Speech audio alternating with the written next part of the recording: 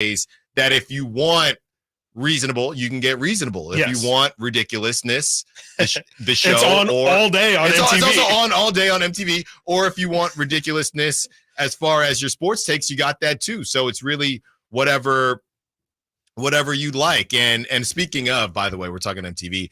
I know you're way behind, Chris, but the finale is tonight. For the challenge? The challenge. Oh, see, I need to get on there like as soon as possible. Like, I mean, you had a long weekend. And I know. I really do enjoy binging the challenge though, because it's one of those shows where every single time an episode ends, I'm like, I need the next one. Right. Like I need air.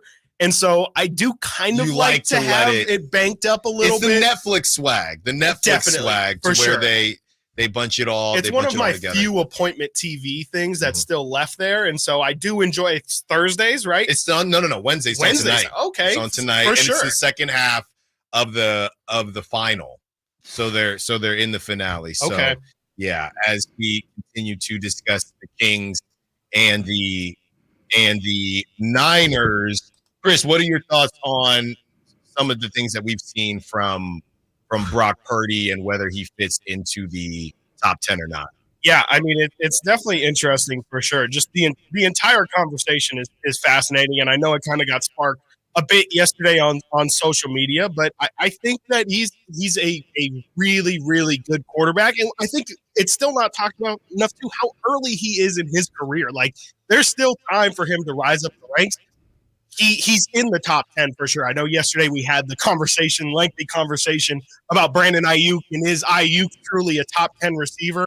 I feel a lot more comfortable saying Brock is in that top 10, but to me, it still feels like he's on the climb, and maybe eventually he'll enter that class of elite guys. But it feels like right now, I wouldn't quite put him in there.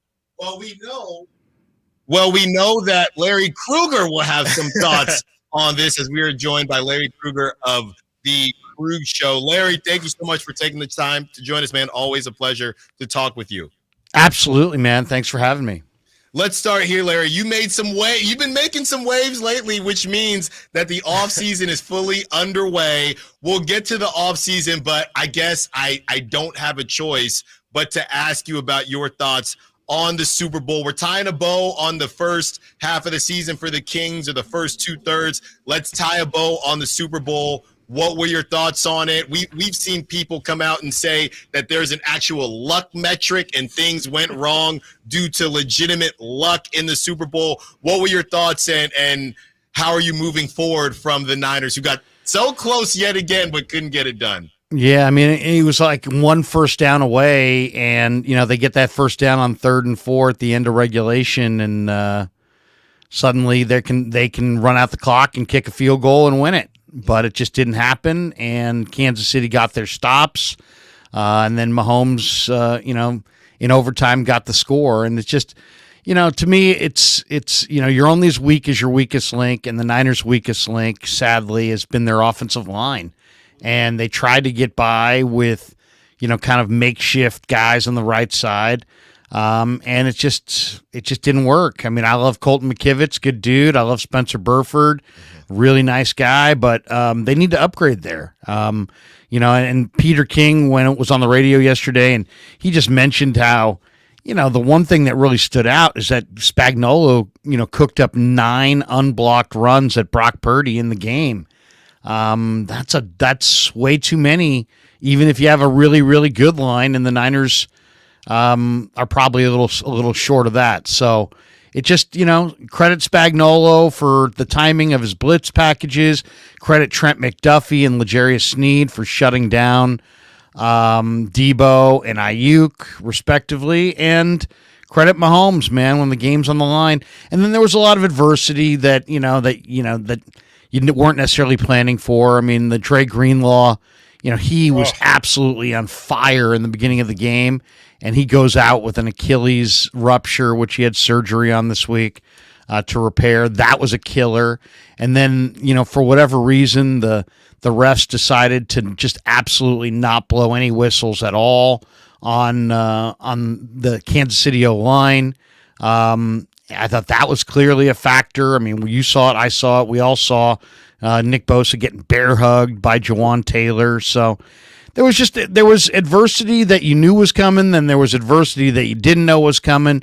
It was a very close game. I thought the Niners were right there, could have won it, maybe should have won it. And they head into their offseason now trying to, either build up their roster, keep it intact, or somehow be ready to, make that final step. And the good news is I think we've found out that the moment wasn't too big for Brock Purdy. Yeah, and friend of the show, Chase Sr., tweeted out yesterday that the Niners were 20th in pass block win rate at 55%. You mentioned the offensive line and their struggles. Do you feel like that's the place where the Niners have the most room for improvement going into this offseason? I know there's tons of talk about the receivers, not necessarily improving the receivers, but just that's where a lot of the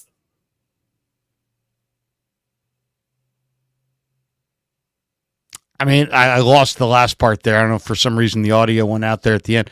All I'll say on the Niners, I think they really need to improve on both sides of the line of scrimmage.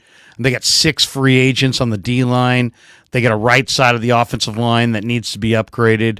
And I would say they're right there. It's like what 1 and 1A. You got nothing works on their defense if they don't have a line that's working. And right now, their line isn't really doing it. So, as far as on paper, you're going to lose Cleveland Farrell. You're going to lose Chase Young. You're going to lose Randy Gregory and others, Javon Kinlaw. So I think both sides of the line of scrimmage are vitally important. In an ideal world, you could get a true number one corner, but I don't know if, that to me is like kind of third on the list. And the big question to me is, do you think a top-tier offensive tackle will fall to 31? And if not, do you then start going down the road of considering Ayuk trades? Because I got to think that if you moved him, you might be able to get a top 10 pick. And then we all know, anybody who lived through the DeForest Buckner, Javon Kinlaw move understands that, it's really risky to trade proven players like Ayuk for draft choices. Yeah, we're talking to Larry Krueger of The Krug Show. Catch him on YouTube, one of the biggest Niner platforms out there right now. Larry, you led me exactly where I wanted to go with Brandon Ayuk. We talked to some people during the Super Bowl week. We talked to Torrey Smith, Super Bowl winning wide receiver. And it feels like Brandon Ayuk, we actually ran through the other wide receivers in the league, and he's right on that cusp of end of the top 10, beginning of the top 15. Is he right where that line is when you look at how many wide receivers are coming in each season from the draft? Is he literally the line of, all right, he's proven, but he's not that top elite guy? Can we move him and see if we can find something in the draft, and maybe he's already on the roster now? Is he right there on that line? And I know you're quoted saying that you do think that the Niners will trade him. Why do you think they will err on the side of trading him versus keeping him and growing with him? Because I don't know, Debo and who he is, I think that Debo, the older that he gets, he makes Brandon Ayuk even more important to this Niners team. Yeah, I think a lot of people confuse that with, I'm rooting for that. I'm not rooting for that. I'm rooting for them to keep Ayuk. I think Ayuk's the real deal. I think he is top 10, it's such a loaded, league of wide receivers. I'd have to really go down. But, Jefferson, Jamar Chase, Tyreek Hill, those guys clearly are better. And there's probably a handful of guys outside of that. But I would say he's right around the top 10. I just look at it, Alan, and say the Niners were 32nd in the NFL in pass attempts. And they're already committed $28 million to Debo Samuel. And they probably can't trade him for very much because he's making so much. Does it make sense for them to commit $50 million to 2 wide receivers on a team where you're dead last in the NFL in pass attempts and you have other needs? So I'm just trying to read the tea leaves. I kind of think they I know Shanahan loves Ayuk, and obviously Lynch does as well. But I don't know how they get their offensive line better. I don't know how they get their defensive line better. This is the NFL with a hard cap, and I just think that if you look at all the factors, yeah, they can create the cap room. They can pay. You can pay any individual you want. So if they badly want these guys to stay, they can make it happen. But it will be at the detriment of some other part of their roster. So I'm just looking at the whole thing, going, let's see. Maybe you could get the Raiders to give you the 13th pick overall. If you can get the 13th pick overall, maybe you get J.C. Latham, the 335-pound right tackle for Bama. Maybe he's your right tackle for the next decade. You know, there's other receivers in this draft, including Jerry Rice's kid, who could be had in the 3rd or 4th round. They're not Ayuk, but you might be able to get like a Xavier Legette or somebody like that at the end of round 1 with your number 1. So, you know, if I was a gambling man, I would wager that they wind up moving Ayuk, but I'm not rooting for it. Yeah, and is Ayuk in this offense, right? We were talking to Brad from SF Niners, and it's one thing to get paid, but that dude wants the rock. And is this offense, you talk about how low they are in pass attempts. If he's not going to get the rock, you can pay him, and he's still not going to be happy. We know how these wide receivers can be. Well, and this is one of the more selfless guys in the league. I mean, this guy he blocks downfield in the run game. He doesn't complain at his locker in the post game. I didn't get the damn ball. None of that. He's a great teammate. So in a lot of ways, he fits the culture to a T. It's the NFL in the hard cap era. I mean, there's talk the New York Giants want him. They have the 6th pick in the draft. Would they be willing to trade that pick to the 49ers in some kind of a deal for Ayuk? If so, you might be able to get Malik Neighbors out of LSU, who I'm a huge fan of. So, and then maybe you could get a Joe Alt from Notre Dame, who, a lot of people feels a blue chip offensive tackle sitting right there. So it's, they're going to have to sit down and talk with Ayuk, and then they're going to have to decide. They don't have to do anything. They could just roll it into next year, but I'd want to know where his head was at. They're going to have to hit a reset next year. Is this offseason about running it back, and you'll make all your big decisions next year when it's time to pay the quarterback? Or is Ayuk, going to hold out and turn this into an ugly situation this summer? If he does, he's probably going to get fined. If he gets fined, I mean, you don't want to waste the year with a receiver that didn't have the right mindset, held out, got hurt.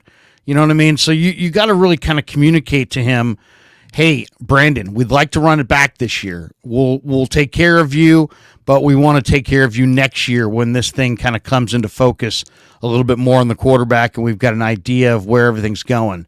Are you cool with that?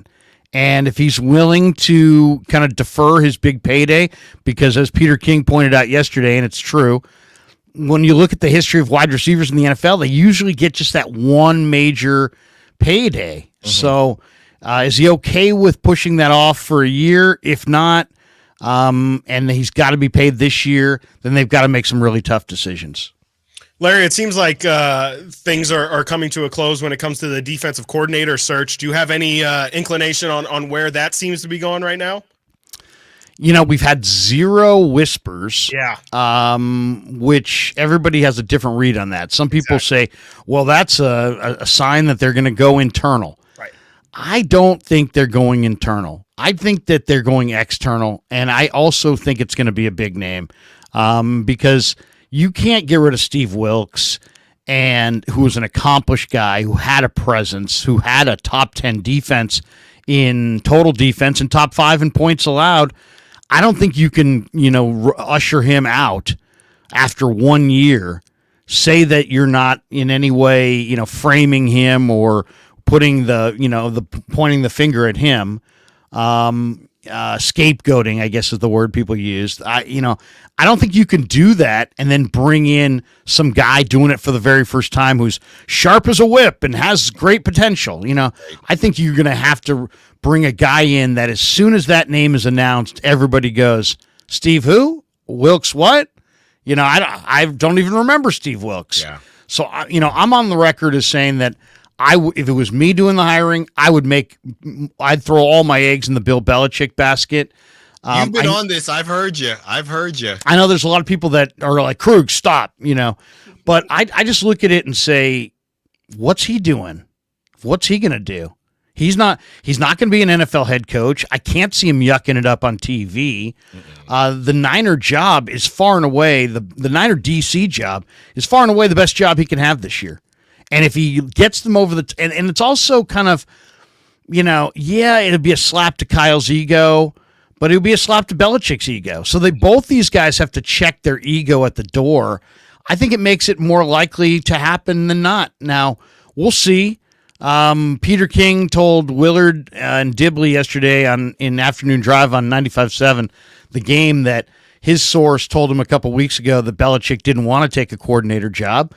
But who knows? It sounds like he's either going to be a coordinator, he's going to be yucking it up on TV, or he's going to sit out the year.